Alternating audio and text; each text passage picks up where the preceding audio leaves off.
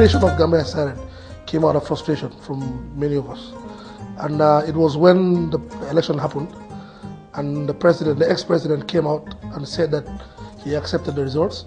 And then 1 week down the line, he came back on TV and said that he rejected the results.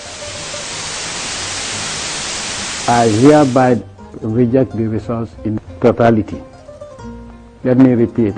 I will not accept the results based on what has happened. What has happened.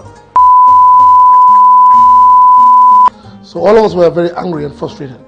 And most Gambians were online on Facebook just venting their frustrations.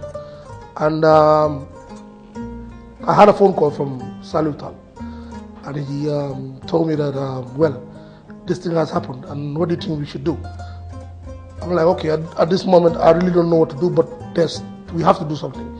He said, okay, I think what I can suggest is we can call all our friends, and then we can have a get-together in my house, and then we can brainstorm and see what the next move is going to be.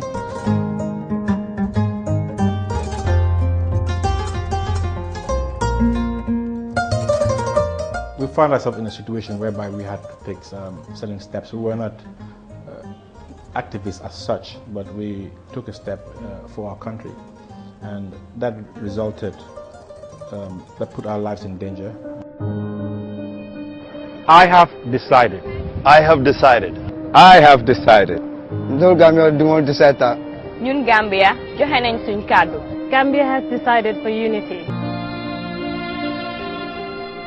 Gambia has decided. We have diverse sets of people that were within the group. So when it was for us to mobilize to do anything, it was very easy because we have experts within us that could easily make it happen. For example, we had people who were professionals in the social media sector, handling our Twitter pages and Facebook. So when the decision was taken that we have to start letting this movement to be owned by the Gambians, the only way to do that is for to have a very good publicity campaign. So for the first time in the history of Jammeh's rule, it was the first time that we put in billboards that is against Jammeh. So I think the billboards really played a very important part in spreading the cause for many people to know what was going on, because it then started to make the regime to react against us.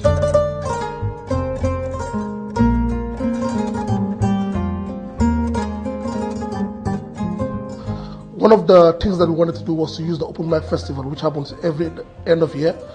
It's a big rap show that happens in Gambia, and we plan to use the event to distribute T-shirts. So what happened on that particular day, we went there, and one of the artists came on stage and said something in Mandinka, which was very popular at that time, called IAG. And IAG in English means, in Mandinka it means Jammeh must step down, like you have to step down. So when he said that, the whole stadium started echoing the same words that he was saying.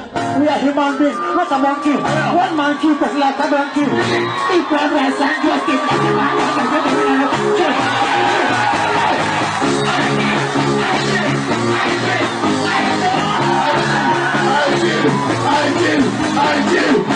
And I think that was when the authorities started to get noticed that, well, these guys really have the youths behind them. And I think these guys want to start like a demonstration or a mini uprising. And if we don't do something about them right now, it might really backfire on us. So I think that was when the decision was taken to have us arrested. So lucky for us, when they made the decision to have us arrested, we were able to get the information that they were coming to get us. So that's when we took the decision that me and Salih had to leave.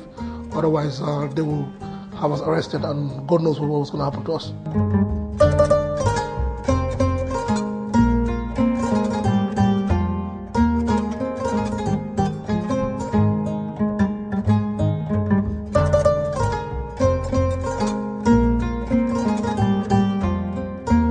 When we went to Senegal, we realized that we still have, there's a lot of work that needs to be done to ensure that the rhythm and the attention on the plight of Gambian remains on the international news. Ordinarily, our freedom should not be given to us. We should have it as a right. We didn't have it for 22 years. For the first time, we came back and took it to the ballot box. And Gambia decides to take it away from us. And we are saying no. And we will continue the momentum to ensure that the will of the Gambian people as expressed in our votes is respected.